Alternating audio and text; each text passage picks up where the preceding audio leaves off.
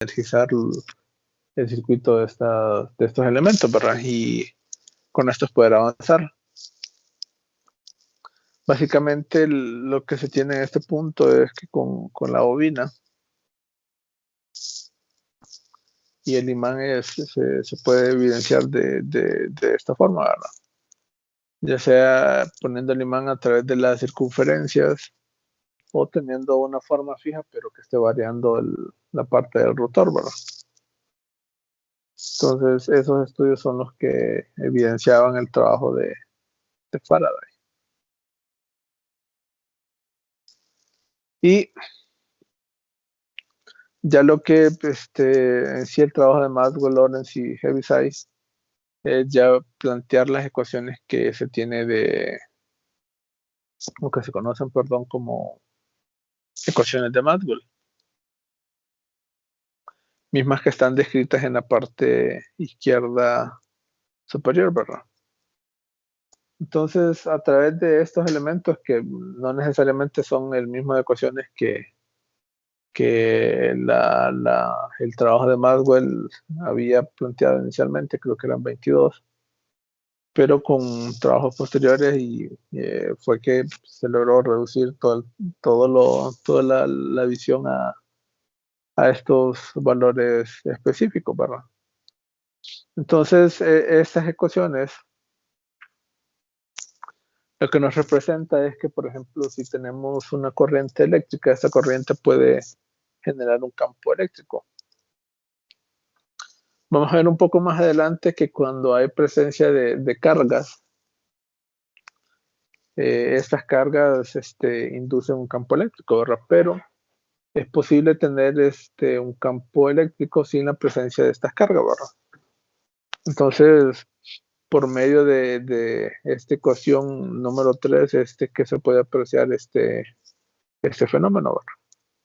Y al final estos elementos se pueden ver o visualizar entre unos y otros y complementar ciertos valores que sea necesario poderlos identificar.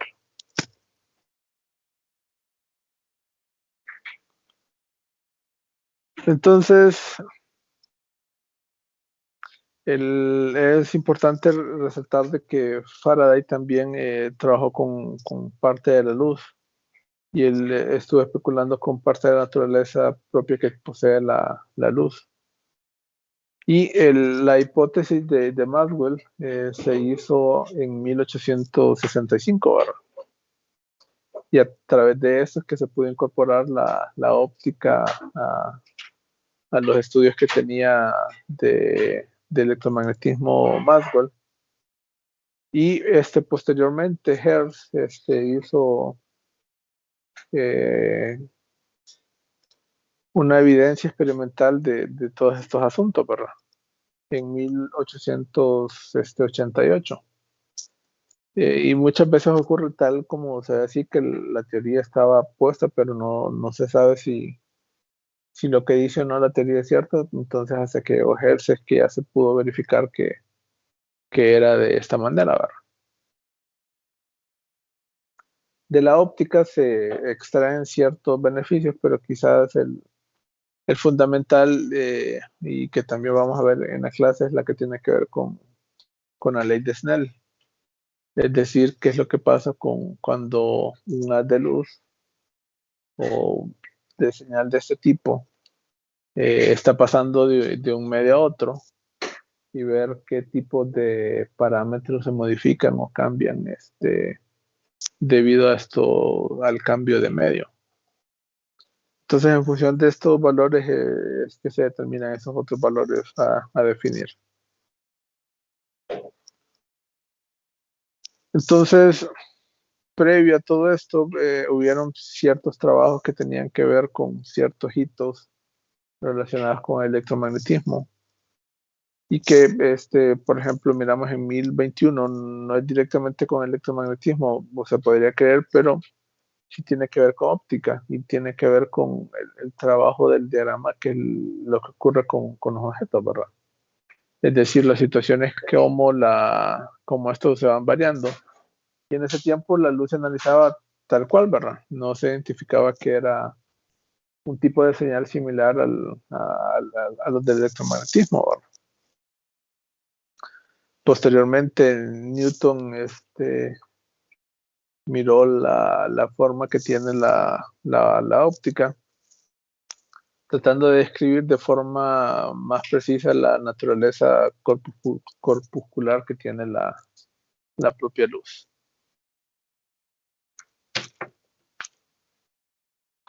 Y después seguían básicamente los trabajos que ya hemos descrito anteriormente. Posterior a eso vino la ley de Lenz, que es como un derivado de la ley de Faraday, mediante la cual si tenemos una evidencia de que estamos bajo magnetividad, esto se pueden igualar a que el flujo o la derivada del flujo es igual al voltaje inducido en esos elementos, ¿verdad? Después vienen las 20 ecuaciones de teoría de campo de electromagnetismo, que era, por así decirlo, el trabajo de Maxwell en 1865. Y de ahí se empiezan a ver ciertos elementos que son propios, ya que tienen que ver con experimentos, ¿verdad? O con formas mediante las cuales se pueden aplicar estos elementos y que iban surgiendo preguntas debido a este elemento, como ser el primer sistema de distribución de Edison era, recordemos que en corriente directa. Heaviside reduce las 20 ecuaciones a 4, que era lo que mirábamos anteriormente. Hertz hace una evidencia con un motor de Tesla, de inducción de Tesla, todavía tiene que ver directamente con corriente alterna, donde gracias a la corriente alterna con motores es que se pueden evidenciar muchas de las leyes que están enumeradas en estas 4 ecuaciones. Y muy importante, ya en 1901, con Marconi es que se está intentando implantar lo que era la primera señal transatlántica inalámbrica, ¿verdad?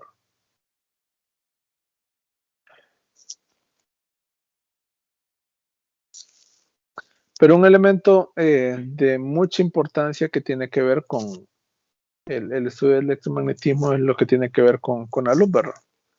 Ustedes pueden ver en función de esta figura cómo la longitud de onda o el tamaño de la longitud de onda se compara con ciertos elementos, ¿verdad?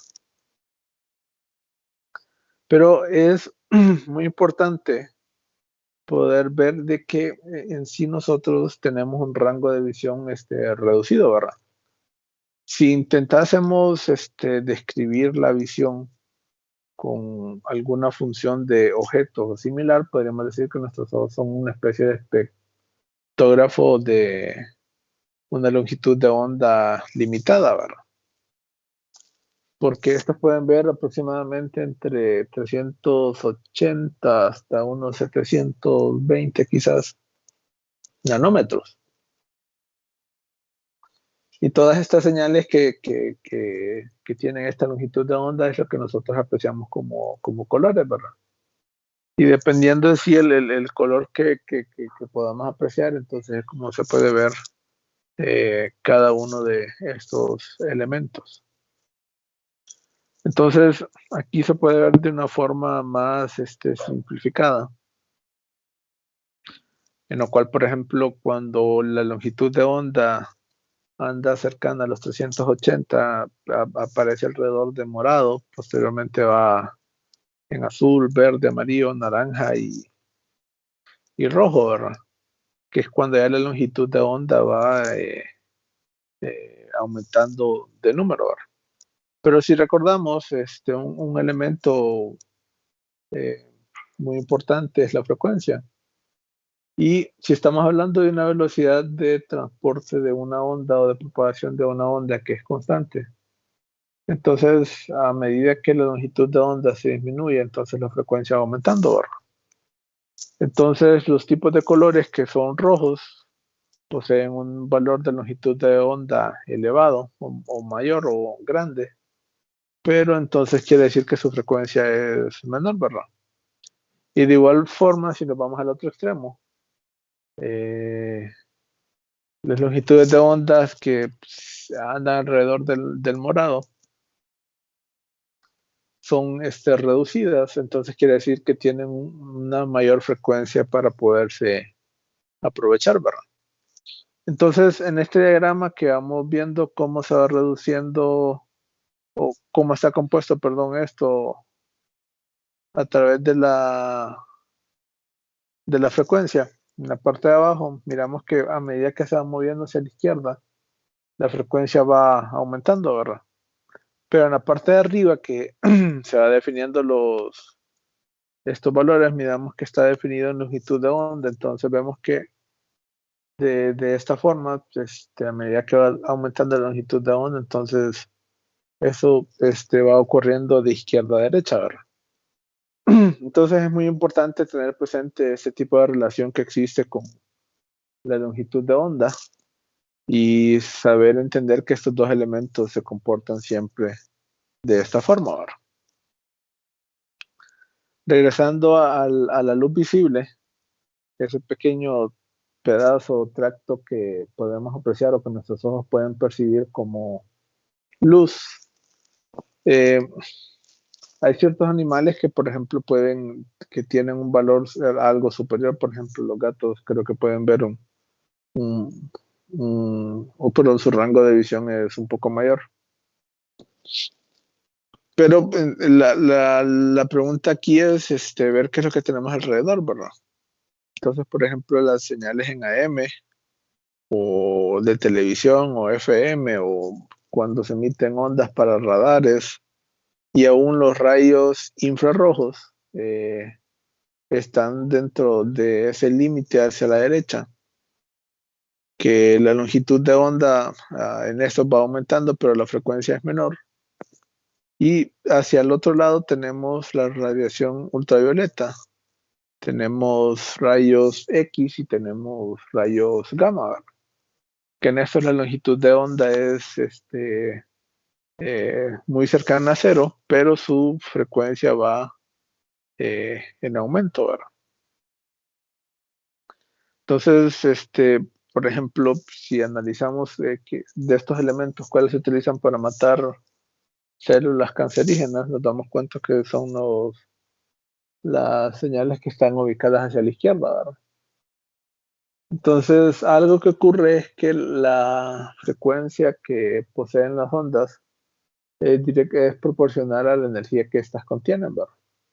Entonces, a mayor frecuencia, mayor energía es lo que contienen. Entonces, cuando una persona está recibiendo radioterapia, en sí es lo que se está sometiendo a ese tipo de onda, ¿verdad?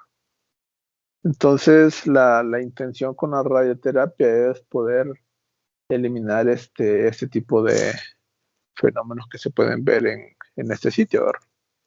Pero no necesariamente se puede garantizar el éxito eh, con ese trabajo, ¿verdad? Si una persona se mueve recibiendo radioterapia, entonces esta radiación afectaría a otras partes del cuerpo que quizás no estén tan dañadas o que no tengan la presencia de células cancerígenas que se requiera para matar, y entonces se van produciendo ciertos desperfectos que ocurren de esa manera. Entonces, de aquí lo importante es saber que nuestros ojos, como decíamos al principio, eran una especie de espectógrafo que trabajan a una frecuencia, perdón, que en valores de longitudes de onda específicos y que a pesar de eso no podemos apreciar todo lo que tenemos a nuestro alrededor, ¿verdad? Si nuestros ojos pudieran apreciar otros valores, quizás podríamos ver las señales que están entrando y saliendo de nuestro celular, ¿verdad? Podría ser una opción así. O al estar sometidos ante la radiación del sol, podríamos ver, por ejemplo, como los rayos infrarrojos, que son los que mayor presencia se tienen, cómo van calentando las situaciones a nuestro alrededor, ¿verdad? Pero debido a estos valores no se pueden apreciar estos valores. Entonces, posterior a estos elementos, que tenían ciertos valores, por ejemplo, el de Einstein tratando de eh, unificar la gravedad con el electromagnetismo. Pero parte de los principios de la relatividad, al final tienen como principio, como dogma común, que no iba a afectar estos valores tal cual de primera mano, ¿verdad? La teoría de la relatividad tiene dos principios o dos enunciados, y uno de estos es que la velocidad de la luz es independiente del medio que origina la luz, y la otra es que la velocidad de la luz es la mayor velocidad que existe en nuestro entorno, ¿verdad? Entonces, de esta forma, al menos aún no se puede unificar estos elementos. Ya habíamos hablado de otras teorías como la electrodébil y ciertos factores como de cromodinámica cuántica. Y se tienen en investigación en la actualidad perdón, lo referente a teorías de cuerdas y a, y a estos valores de, de teoría, perdón, de campos de, a ver cómo era. El último elemento que estaba para elementos muy rápidos y livianos. No recuerdo ahorita el nombre. Entonces, al final, lo que se tiene es algo como esto, ¿verdad? Tenemos las dos cargas, una positiva y otra negativa. Y estas cargas al final están generando campos eléctricos y campos magnéticos, ¿verdad? Podemos ver que los campos eléctricos son aquellos que eh, están entre ambas cargas, que están en este punto, que las cargas serían las circuladas en color gris. Y siempre la línea de uno de estos sale de estos valores, perdón, de la carga positiva e ingresa a la carga negativa, ¿verdad? Eso es ver cómo se comportan las líneas de campo en un valor. Y vemos cómo es el valor que tienen el campo H, que es casi corresponsal o vamos a ver con cierta similitud con el campo magnético, cómo se comportan alrededor de las cargas, ¿verdad? Entonces, es importante saber identificar estos valores. Y muy importante tener en cuenta es que al final estos elementos interactúan con otros, ¿verdad? Pero muy importante es que en la interacción electromagnética, eh, la partícula que se encarga de la interacción entre todos estos elementos en sí es el fotón. Y no es parte del contenido de la asignatura, pero el fotón básicamente es, por así decirlo, como eh, esa partícula individual que tenemos de luz. Entonces, si es una partícula individual que tenemos de luz, el fotón, entonces el fotón a una frecuencia distinta, entonces lo único es que tiene una frecuencia distinta y una energía distinta, ¿verdad? Pero el comportamiento que va a tener es exactamente el mismo, ¿verdad? Entonces, si se observan estos valores, se pueden observar ciertas interacciones comunes que se tienen. con interacción fuerte hay más de un elemento que está originando la interacción. Y con interacción débil se puede observar la interacción que se tiene con las partículas W. Entonces es un elemento importante a ver, pero es muy importante resaltar que parte del contenido de la asignatura no es ver estos elementos, que solo es como una introducción para entrar al contenido de la clase. Entonces, algo que tenemos que saber es que las cargas son de dos tipos, ¿verdad? Hay cargas positivas, por ejemplo, los protones en el núcleo, y hay cargas negativas. La carga negativa podría ser un electrón. Este es mucho más fácil, en comparación a los protones, poderlos tener como cargas libres con ausencia de otros elementos. Entonces, eso para llegarlo a saber, ¿verdad? Y quizás vamos a ver un poco más adelante que estos elementos son muy importantes porque al final los elementos nucleares, o perdón, los elementos al ver, por ejemplo, un cuerpo humano, aparentan ser como carga neutra, ¿verdad? Pero al final estamos hechos de materia y la materia está compuesta por átomos y sabemos que los átomos están compuestos por núcleos y electrones, ¿verdad? Pero si lo miramos de esta forma, entonces estamos hablando de elementos que tienen carga neutra. Es decir, nuestro cuerpo posee una cantidad suficiente de electrones para poder cambiar las circunstancias que suceden alrededor, como mirábamos con la caja ayer, pero al final la sumatoria que tenemos es neutra. Es decir, que la interacción que se puede tener por cargas positivas y por cargas negativas, al final se terminan cancelando, ¿verdad? Sabemos que la carga se conserva, no se puede crear o destruir carga, es importante saberlo. Y para lo que miraremos en la clase, vamos a decir de que la carga está cuantizada. Al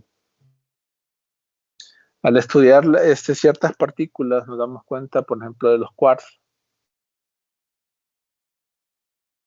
Y vemos, por ejemplo, que el núcleo del hidrógeno está compuesto por dos quark P y uno N.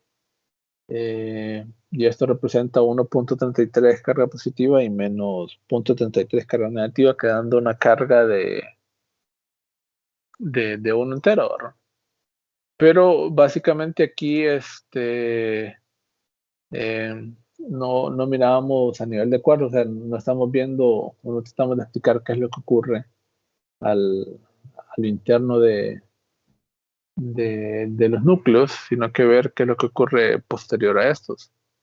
Entonces es imposible que podamos decir que se tiene una carga de 7.54 electrones porque esto tiene que ser en cantidades enteras de múltiplos de estos valores, ¿verdad?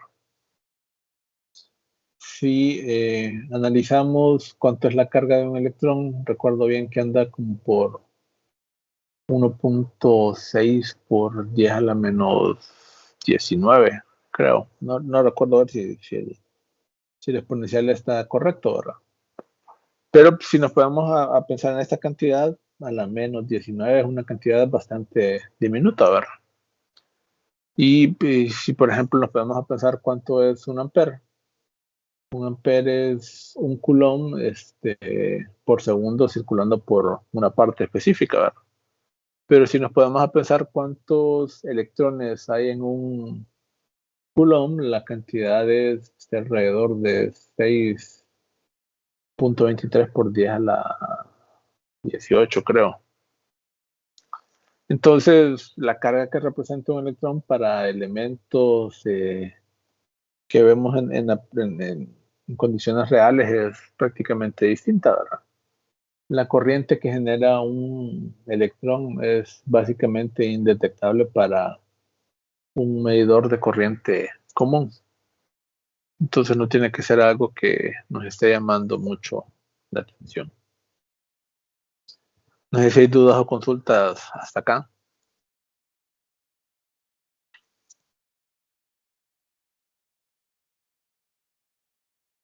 Si no, entonces quedamos aquí por hoy y continuaríamos el próximo jueves, ¿verdad?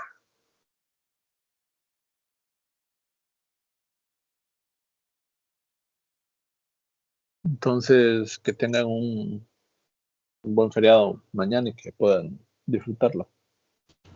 Igualmente, ingeniero, feliz noche. Gracias, Gracias, ingeniero. ingeniero. Ingeniero, feliz noche. Gracias, ingeniero. Gracias, ingeniero.